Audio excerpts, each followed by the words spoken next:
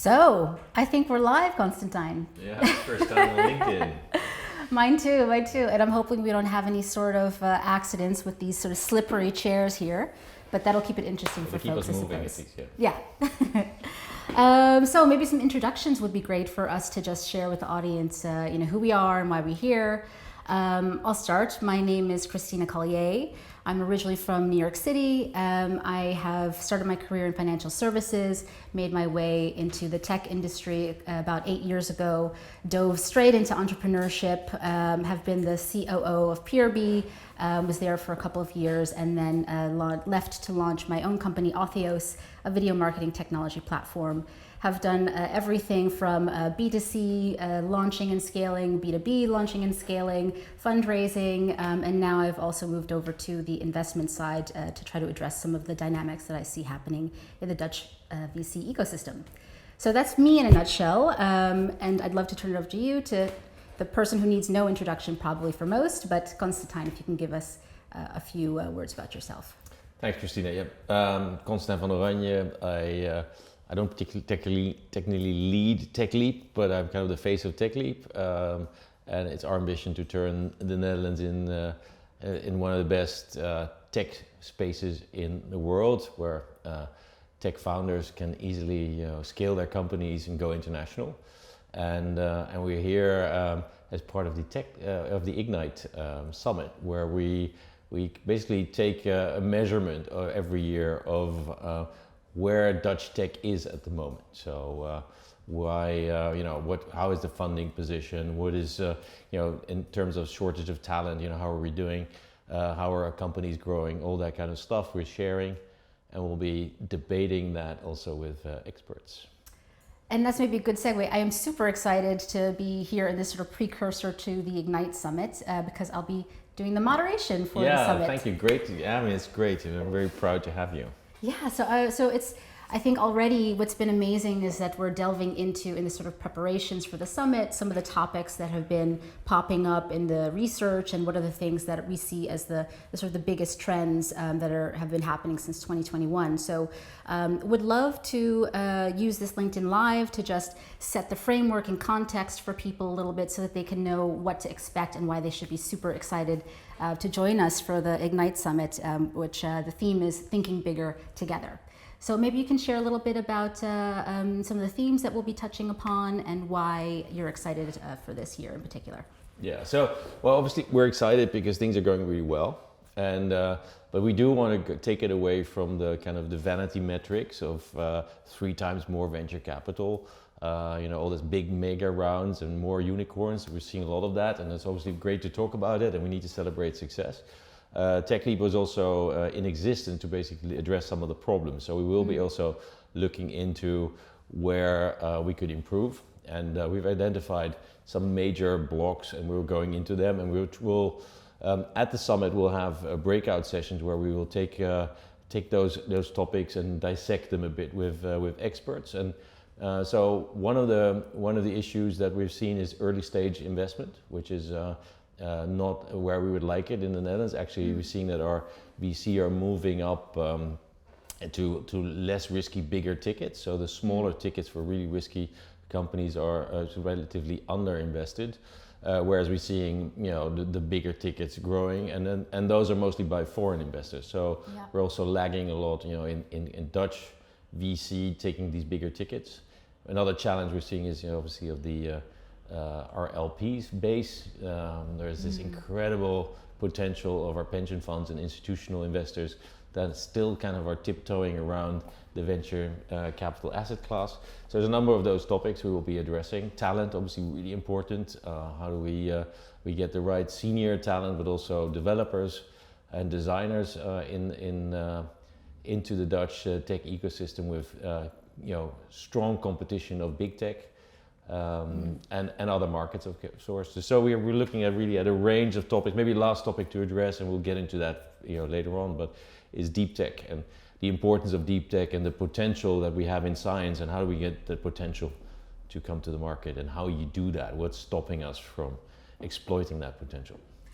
I love that. I mean, I think it's great to, like you said, celebrate those successes, but in this whole startup ecosystem, we're also all about figuring out how to improve and how to get better and to take feedback on board. So I think it's a really great moment to just look at how we can go from number 3, as according to this Atomico report, to number 1. Yeah.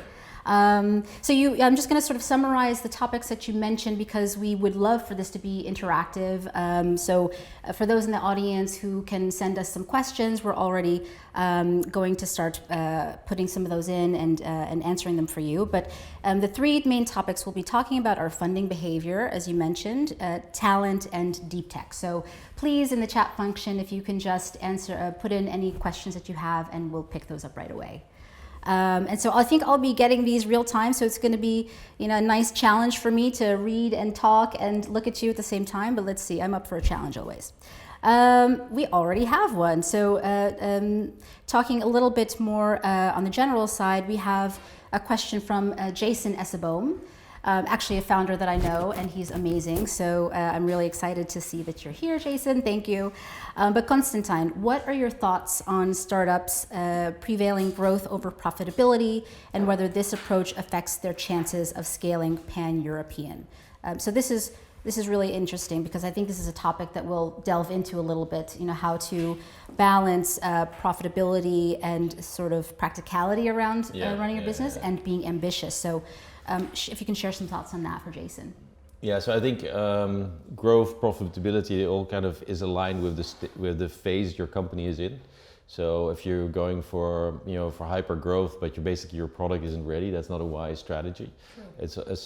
It's really understanding in which phase you are, getting the investors to accept also the metrics that go along with that phase, and not overselling yourself. We're seeing that there's a big discrepancy in the Netherlands between the phase that founders think they're in, and it's sometimes 2 phases further than they really are. And so they are, that leads to a lot of misalignment in terms of, for instance, when do you turn to profitability? When are you really focusing on attracting clients?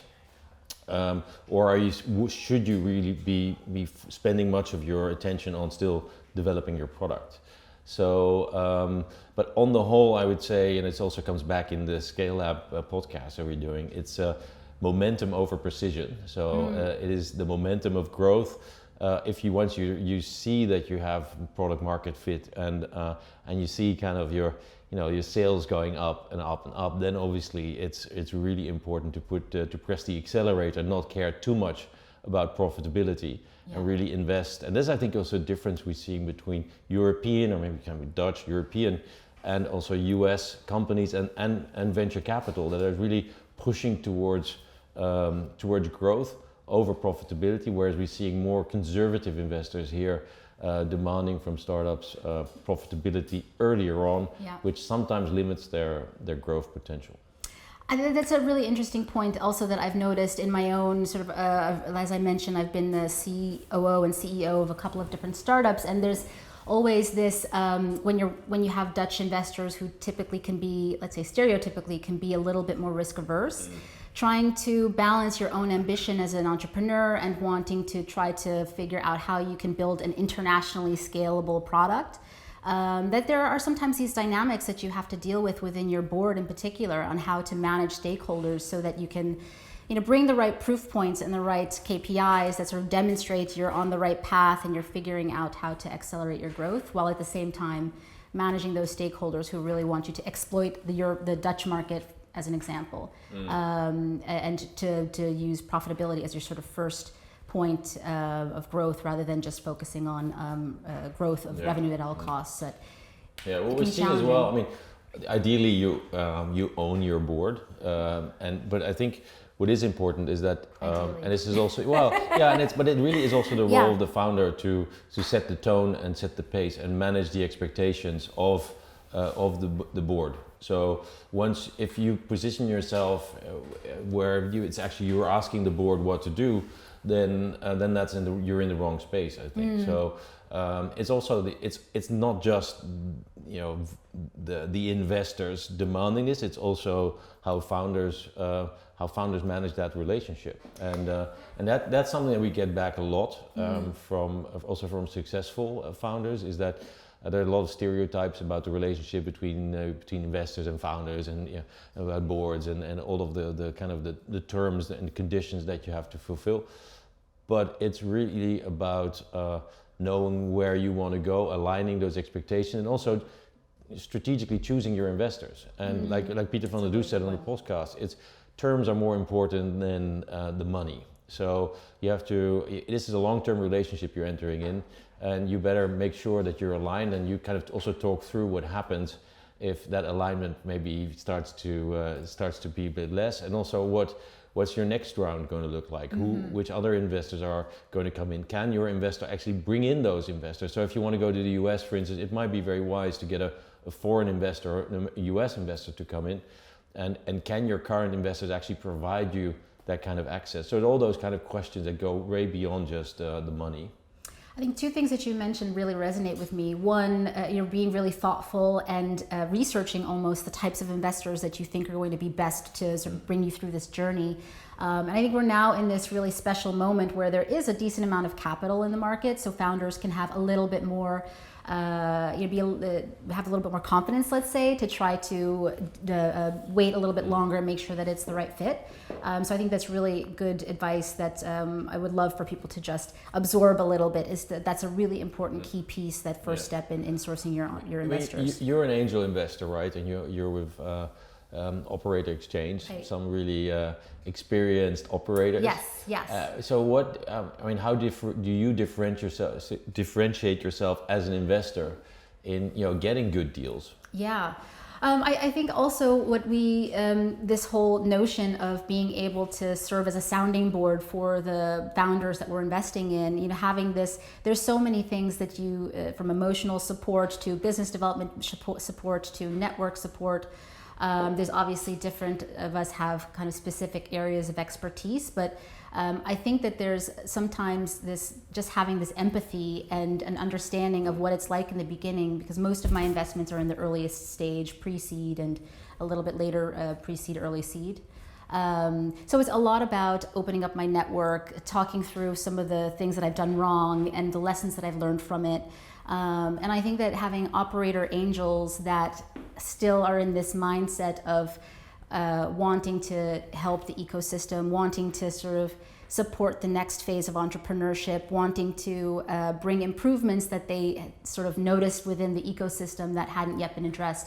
That's what we're collectively within Operator Exchange really focusing on. And a couple of them end up being on the policy side, trying to help influence things that we think will open up the ecosystem. And a lot of it is just individual conversations with founders. What do you need? How can I help you? And being more of a resource for people. Because we're seeing that more now, right? With the founders or from executive teams from Mollie, Adyen, they're actually now entering as angels into the ecosystem and also founding new companies. So it seems like it's slowly kind of come. We're basically seeing repeat entrepreneurs and getting investing back into the ecosystem. And this is, I think, one of the things that we noted in the Netherlands, that angel investment was not supported. We actually did a piece of research into this, which is quite extraordinary. How much money is left on the table because it's not so interesting to invest here, and these angels actually are investing abroad because it's fiscally more interesting. So it's interesting because I also, when I look at my own portfolio, the percentage of Dutch is actually quite small, and it was only when I get in these questions for articles sometimes, can you recommend some companies that you think are doing great, but they have to be Dutch companies? And I look at my portfolio and it surprises me because it was not really anything deliberate that I wanted to invest elsewhere, but I have a pretty international in UK, US, and the smallest percentage is Dutch. And when I hear about some of the incentives and see the incentives from a tax perspective in some instances, then it makes sense, that there are sort of fiscal reasons why my cash might be better put to work somewhere else, and that's limiting us, I think, as an ecosystem. Yeah. One of the findings we'll discuss. Yes. So that's a good segue. Any questions? Yeah. So let's see. Another, as a sort of a follow-up. Do you see the potential for Dutch startups to stand out compared to their American competitors by becoming profitable earlier as proof of their product market fit? So again, on this sort of profitability versus ambitious and focusing on sales growth? Well, I guess if it's not if I think now, I mean, if you're profitable, that's a good thing, but you still have the ability to scale, right? So it also depends how much, what are you offering that American investor? What's your valuation is very important, and but also your own skill set and what your ambition is. So if you're profitable and very ambitious, that's fine. But if you have spent a lot of your efforts on becoming profitable and therefore really have been limiting your growth, that also does something for the culture of the company. So is the company very aggressive or not, will also depend a bit on how attractive you are as a team as well to invest in. So, but I'm not a US investor, so I can't really speak for what the logic is. So you basically have to ask them. But I think growth is still a really important metric, especially of course if you're a SaaS company or if you would have a business model that really is intended to scale, and so then scale is really important. Great, thanks for that deep dive. There's actually quite a few questions around deep tech, so maybe we'll jump to that as a topic. So if you can just sort of sketch a little bit the overall situation on some of the points we'll be touching upon within the Ignite Summit as a sort of framework for people. Yeah, so deep tech, if you take basically the whole funnel from technology, science, technology development up to interesting companies that are investable. I think what we're seeing is there's a lot of science, interesting science, and patents. So there's potential. We do see that that potential leads to quite a big number of startups in areas like biotech and medtech, but also other areas. It's actually quite diverse across the Netherlands. The challenge really is the conversion from startup to scale up. So it seems that we're solving singular problems, and we're building a little unit around that, and it's a startup. But then it lacks a bit in support infrastructure of how to grow those companies, how to remove a lot of the friction that the tech transfer system may provide. There's a lack of funding in that kind of middle space between science, where you have research grants, and equity funding when the companies start to grow. I think many of these companies are using equity instruments at a time where they are not really fundable yet. The technology might be proven proof of concept, but it's not scaled yet. So there's a big technology risk, there's a market risk, the teams are often very scientific based and not so much focused on more the sales and market side and the finance side. So a lot of risk still, and too much, I think too risky for equity financing, but there is not much in that space. So we're seeing a challenge there. And then when these companies emerge, this kind of valley of death or whatever you call it, their cap tables are often very complicated, and the founders have given away a lot of control. We've seen that a lot. That's a pity, because you don't want the company to be controlled by early stage investors. You want the company to be controlled by the founders, and they are the ones that are going to sell the story and grow the company and for the next for the next phase of investors as well. Yeah, I mean, this is something that as we get a lot of companies coming in through the operator exchange looking for funding, that's something that we've seen quite a few times actually, that the percentage to the founder, even just after being spun out, is already quite low in their first stage. And then we all know how you need this incentive to keep going through that 10-year, we need much more non-dilutive capital for those really early stage scientific-based companies. But because once they are successful, they have a very strong defendable position. They have patents. They often have a strong locally installed base, a lot of capex. So it's good for a country to have these kind of companies. And we're doing some really exciting stuff in quantum. There is some really cool stuff also in biotech, and there's a lot of experience in materials. So and it's really exciting. If you look at also what's happening in Eindhoven around all of the the semiconductor stuff and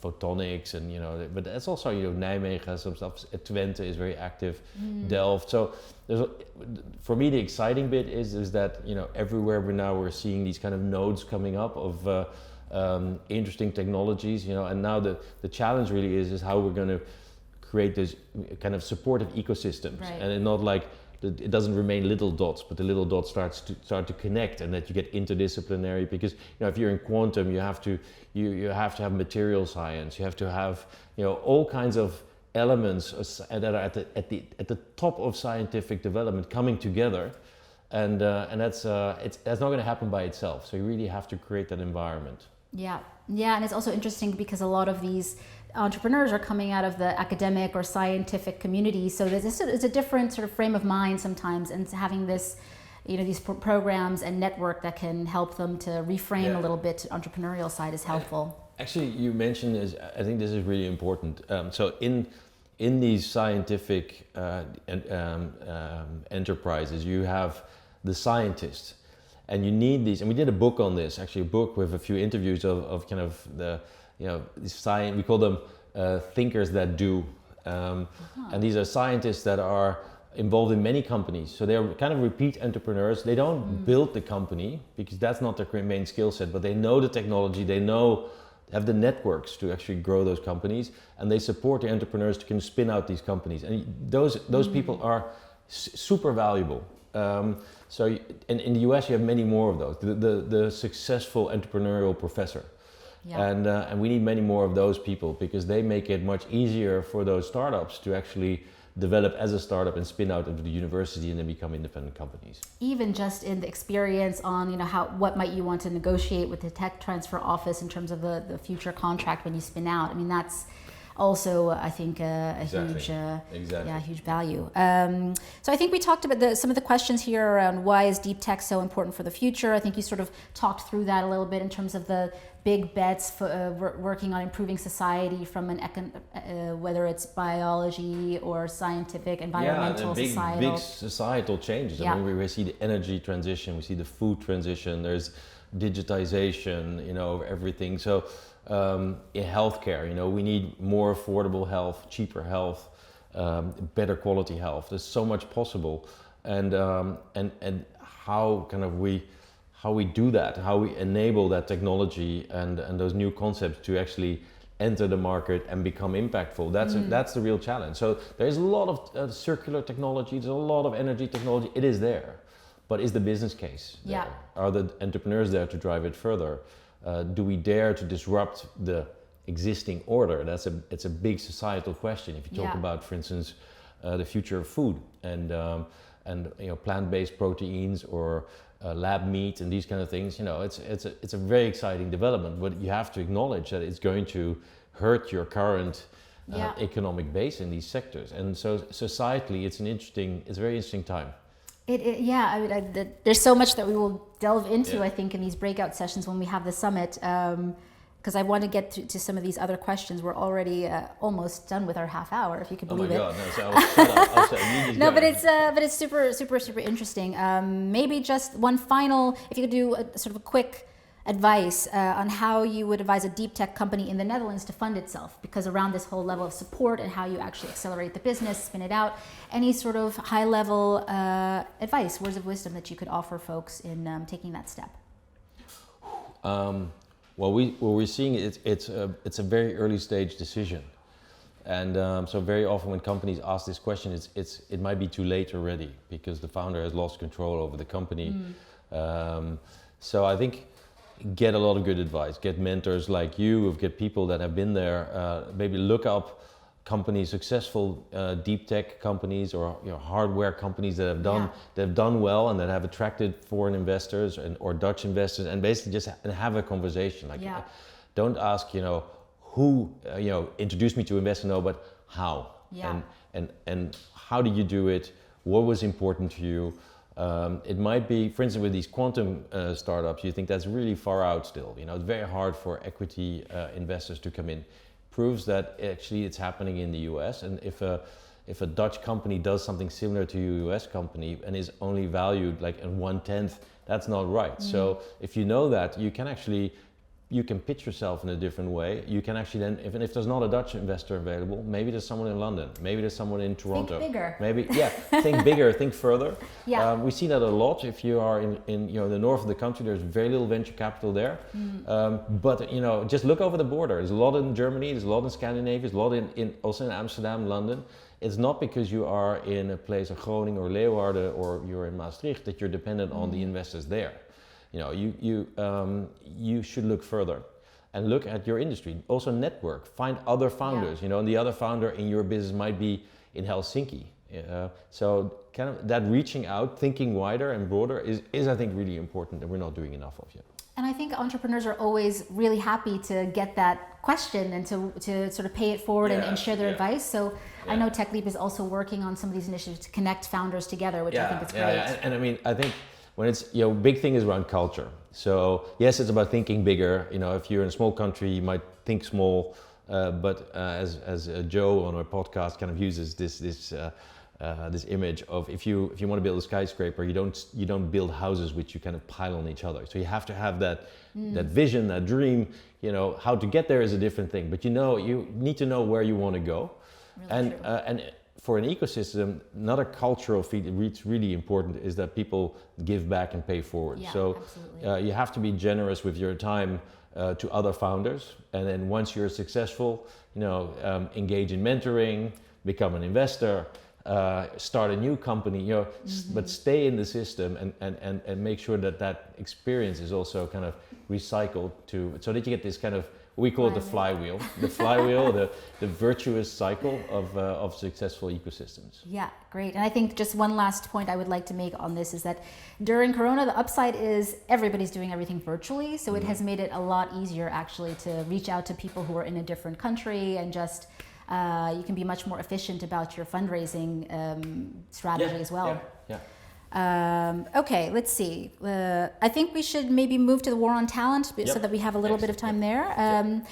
Again, if you can just quickly give an overview on what is the dynamic happening right now on talent side of things in the Dutch ecosystem. Yeah, so there are a few issues, I think. There's a shortage of talent, I think, for every IT, and this is, there obviously are very different roles, if it's your UX designer or developers, but let's say for typical IT role, there is about 26 vacancies. Yeah. So, and if you flip it, it takes nearly 60 days, or about 60% of the IT roles are hard to fill, which means that it takes more than 60 days, I think, or 50 days to fill them. So it's really, that's a big challenge. I think as an ecosystem, we see that product developers are really a rare expertise. And also the seasoned executives. So people that have scaled companies before in all the roles, CMO, CFOs, CIOs. So in all the kind of executive roles, those people are really valuable as well. And we'd like more of them. You also like them to, some of them have been abroad and done it abroad, come back with that experience. So you'd like that kind of, would be more dynamics in that part of the labor market. We're seeing that remote working has led to increased competition because now big tech they're hiring anywhere. So, and paying really big salaries as well. So it's putting a lot of pressure on startups to be able to reward their key staff. And we in the Netherlands have not been very forthcoming when it comes to organizing the whole share options. And we've been kind of pushing this with the government and parliament, said that share options are a really important part of the remuneration package. Yeah. And they're doing it, in other countries around us. And it means that if you are a talented developer, if you can choose where you want to go, then and if you can get a much better share deal in another geography, then that's an incentive, and we are quite aware that we need to work on that. Yeah. I mean, it's I think really imperative to be able to share in the potential upside with the entire team, and if there are certain policies in place that sort of hinder that. Yeah, no, of course. And when they're successful, then they become they hopefully become a bit more wealthy, and their wealth can go back as investors. So that's again a part of that flywheel. Another really important issue on the talent side is diversity or lack of it, and that's something that really worries us. Not so much, not only as a societal challenge. I think that's important, but we find it hard to as techleap to really play a role in that, because it's so fundamental. It's in education. It's so you really have to go down the whole funnel. So how does this lack of diversity? Yeah, and so what we've been experiencing, because we keep looking at what is important for founders, and what you see is that companies stall when they're scaling because they can't attract the right talent. We're just mentioning talent, and they're not addressing a big pool of the talent. It's minorities, women, and they're just not well represented in this sector. Yeah. And if you don't have from the beginning a focus and a mindset that is focused on an open culture, diversity, it can be really hard to get those people to come to your companies. And you will want to have, especially if you're internationalizing, and if you're a Dutch software company or even a high-tech company, you will have to internationalize. The market is too small. So that means that you have to hire foreigners. Yeah. And foreigners don't, I don't know, maybe you should tell this, but we don't want to be in a completely Dutch company. They're all speaking Dutch, and and you feel excluded. So you have to do a big investment into your culture to be able to grow and attract the right talent when you are actually in that phase you want to be in the kind of hyperscale. Yeah, I think it all comes down to also with this visioning and thinking how you want to grow your company and being ambitious.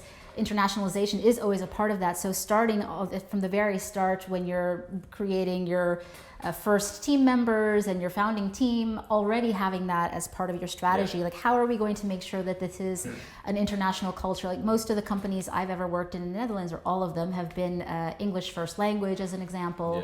Yeah. That always helps. It helps. Yeah. Well, what attracted you to Peerby? I mean, you were in investment banking? Yes, I know.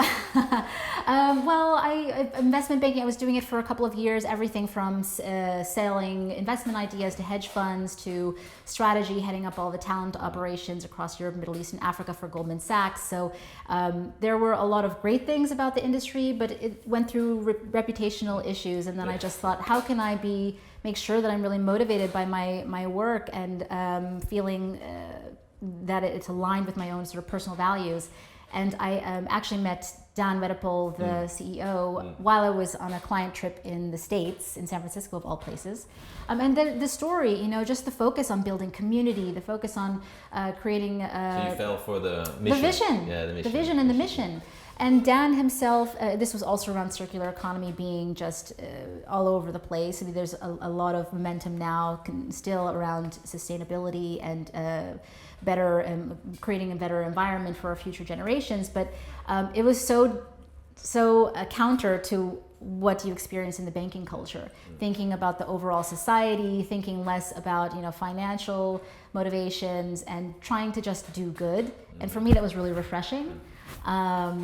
So that's all, those are some of the reasons, but immediately the company itself, it was all around the mission. All the team members were super excited. And because it was such a broad mission, it also attracted a lot of very diverse team members. Yeah. So that for me was a really nice introduction to the Dutch startup ecosystem, very international culture. But yeah, I mean, I think the points that you raise around being aware, thinking in bigger, internationally, dreaming bigger, and making sure that you're creating that future-proof company that's going to be ready for that level of scale is super important. I can only speak anecdotally around the lack of representation from a female entrepreneurship perspective, ethnic diversity, and also representation in senior leadership. Something we will delve into in the summit is around how data comes into play and how the whole legal system can sometimes, dictate where we focus from a diversity perspective. And I think that's super important. Absolutely. It's obviously much easier to monitor the gender aspects because they're actually measured, and we don't have much data on minorities. We do assume that how the educational system is kind of not favoring STEM in an early stage, or programming and those kind of subjects, so that there is very little exposure to some of the really critical skills that you need when you want to go into tech. And we see that women are entering the tech sector around 26 and onwards. So they're much later than men. And we think it has something to do also with the lack of exposure. And then when there are so many choices made already, but, at an early age in primary, secondary education, that when it finally in tertiary education, then women have already kind of bailed out of this. I mean, I have a 6-year-old daughter and an 8-year-old son, but both of them, I think about how can I already start positioning them to be able to enter into STEM education if they want to. Even small things like buying these games that are sort of logic based and they can pretend to program. Is it working? I mean, it's baby steps. It's difficult. I mean, it's funny. I think in the Ukraine and other countries where you see that this issue doesn't exist, where women are very much in engineering and stuff. So there's a different social bias. Yeah, it's very hard to defend against. Even within the walls of your house, you try to kind of you push them in a direction, but there's so many influences kind of pushing them in another way. It's hard. Yeah. Education is important, I think, as well. There's so much to unpack, so we will have much more time during the summit. But I mean, it's a topic near and dear to my heart. Yes, we have around the war on talent. The main question is for those who want to participate in the ecosystem and building part, contributing to a better ecosystem. How can they get involved with companies like techleap? So how can people who want to sort of help out and promote a better ecosystem, what steps can they take with techleap or with other organizations, perhaps? Yeah, so techleap is a temporary organization, so we really stimulate people to start doing stuff with their communities. So don't come to us, to expect too much from us, but start doing it yourself. We are really building a community around founders of Scale Up, but also that we really hope to also. To get more founders that are of successful companies are stepping in and leading this community, because in the end we're a government-funded organization, and we are not. We luckily we have a few founders working for us, and we have people from the tech sector in our team. So we think we're pretty close to the community, but we're still an external force, and you'd want the force to come within. So people that want to, that have good ideas about diversity, go on and do it. We will connect you with other people that are doing that stuff, but don't wait for us. Go ahead, do it. Take the initiative. Build a community around it and go for it. We're getting the signal that we should end soon, but I would love to just answer one more question because I think it's really great. There's a sort of challenge to one of our answers and one of the questions. Yeah. So from Friso from Startup Fountain is saying he has some doubts about the narrative that startups can choose from several investors and pick the investor with the best extras. He thinks a startup is either hot and can choose or they're working hard getting just one term sheet. This is more from the early stage observations. What are your thoughts? Yeah, of course. Yeah, no, of course. I mean, for many companies, it's really hard to get investors, but there's a lot of money out there. So, and I've seen there's one example of, and I won't mention the company, but it was it's in potential very successful company, and they tried to raise in Europe, and it took them, with very experienced people, it took them 6 months to find nothing. This is in the biomedical sphere. And they went to the US and they got 40 million investment as their Series A. So it tells you something about the atmosphere here. And in some sectors, there's also underinvestment, but also in the kind of creativity and where to find the money. So we do find that that many founders are pretty geographically bound. And it's true, the most money in the Netherlands is in Amsterdam. The most of the money in Europe is in London. So you really want to also look beyond what is on your doorstep and go further. And the interesting part, you mentioned it yourself, it's much easier to raise now and on the other side of the world. And we all see that the other side of the world is also looking to invest in Europe. Yeah. So Europe is becoming much more interesting, maybe also because China is more difficult for a lot of VC, and so and there are a lot of good propositions in Europe. So we're seeing that in nearly every country, venture capital has doubled, in the Netherlands even tripled. So there's a lot of interest, but it remains true, and it comes from our data, is that the really early stage, and especially if you're in deep tech, not so much if you're in SaaS, fintech, but in deep tech, it's going to be hard. But we see the companies that are doing well have managed to get on board really good angels that help them in that early phase and advise them as well in which investor to get. And it's also a skill which you need to invest in. So it's not that if you do have an incredible product or an incredible technology that an investor will jump at you. But it's if you can show traction, and if you have that kind of the right mentality and the right advisors as well, then it becomes easier because there is a lot of money available. Yeah, I think that the what I take away from this is a lot around the network, being creative around who you're tapping to sort of get advice on what resources to look into, doing that research, and then making sure you have the right metrics that are going to showcase your product in the best way. Yep. Because there is a lot of capital out there. I think that we're pretty much over time already. So it's been amazing to have all of these questions in. And I'm just so excited to talk about all of this stuff even more on February 10th when we're doing the TechLeap Ignite Summit. Think bigger together. Yes, absolutely. Think bigger, working together. Thinking better, working together. Paying forward, giving back, all that stuff. Exactly. And so it's going to be on the 10th of February at 10 a.m. You can follow TechLeap on socials also to just get more updates. And we're excited. Thank you so much for joining us on this LinkedIn Live. Thank you, Constantijn, for all of your insightful remarks. Thank you, Christina, for doing this with us. Yeah, it's been fun. Yeah, good. More to come. Thank you very much. Thank you.